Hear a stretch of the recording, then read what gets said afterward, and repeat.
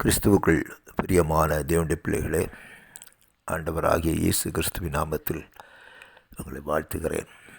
இந்த நாள் மன மகிழ்ச்சியும் சந்தோஷமான ஒரு நாளாக நமக்கு இருப்பதாக.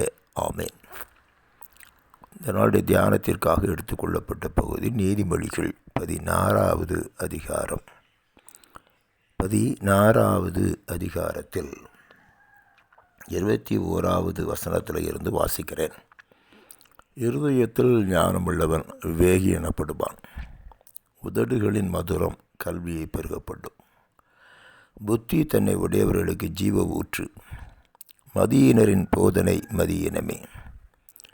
ஞானியின் இருதயம் அவன் வாய்க்கு அறிவை ஊட்டும். அவன் உதடுகளுக்கு அது மேன்மேலும் கல்வியை கொடுக்கும். இனிய சொற்கள் தேன்கூடு போல் ஆத்மாவுக்கு மதுரமும் எலும்புகளுக்கு ஔஷதமும் ஆகும். அன்பானவர்களே, இந்த நாளுடைய இந்த தியான பகுதியில் ஆண்டவர் ஒரு அருமையான காரியத்தை கற்றுக் கொடுக்கிறத பார்க்கிறோம். உதடுகளின் மதுரம், இனிய சொற்கள் என்ற 2 வார்த்தைகளை இந்த வசனங்களில் படிக்கிறோம்.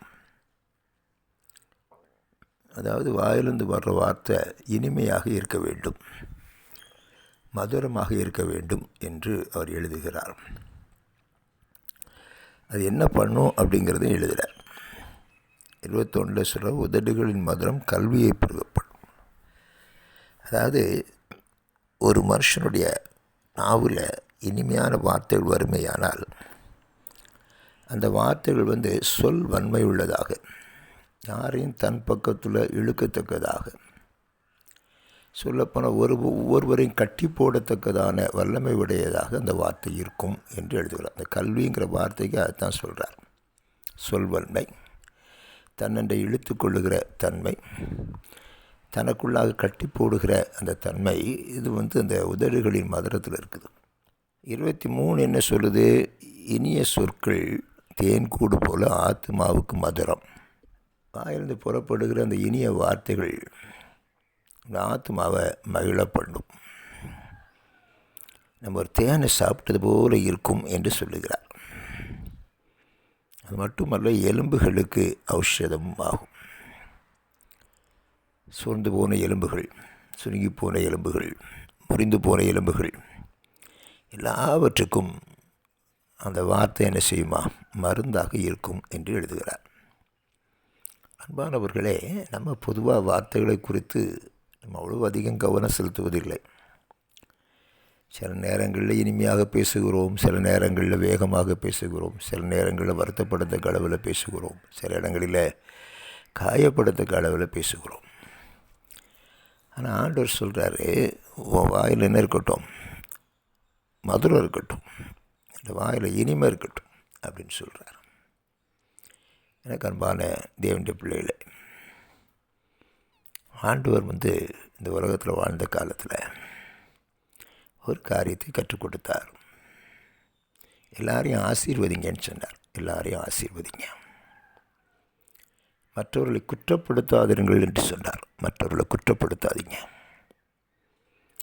நீ குற்றப்படுத்துகிற நாவு, ஒருவேளை நீங்கள் ஒருவரை குற்றப்படுத்தினா நம்ம 10 பேர் குற்றப்படுத்துவார்கள். நாவும் காயப்படுவோம், அவர்களும் காயப்படுவார்கள். அதனால் இந்த நாவு எப்போவுமே தயவுள்ள வார்த்தைகளை பேசட்டும், கிருபை பொருந்திய தேவனுடைய வார்த்தைகளை பேசட்டும். பேசும்போது கர்த்தராகிய இயேசு கிறிஸ்துவின் நாமத்தினால நம்ம பேசுவோம். நான் இயேசு கிறிஸ்துவின் சார்பில் பேசுகிறேன் என்பதை உணர்ந்து, இயேசு கிறிஸ்துவின் நாமத்தில் பேசுகிறேன் என்பதை உணர்ந்து இந்த நாவினால் பேசுவதற்கு கர்த்தர் நமக்கு உதவி செய்யட்டும். அது என்ன பண்ணும் அப்படின்னு சொல்கிறார். என்ன பண்ணும் அப்படின்னு சொல்கிறார்? எலும்புகளுக்கு ஔஷதமாக இருக்கும், ஆத்மாவுக்கு மதுரமாக இருக்கும், கல்வியை பெருகப்படும். இந்த உலகத்தில் நாவில் சொல் வன்மை இருக்கும். எனக்கு அன்பானவர்களே, அதனால் அப்படிப்பட்ட கிருபைகளை கர்த்தர் நமக்கு தருவாராக. இந்த நாவு கர்த்தருடையது என்பதை உணர்ந்து இந்த நாவினால் ஆண்டவரை மகிமைப்படுத்துவோம். பேசுகிற வார்த்தைகள் மற்றவர்களை சந்தோஷப்படுத்தட்டும், மற்றவர்கள் சந்தோஷத்தையும் ஆசீர்வாதத்தையும் கொண்டு வரட்டும். கர்த்தர் கிருபைகளை கட்டளையிடுவாராக. ஆமேன், ஆமேன்.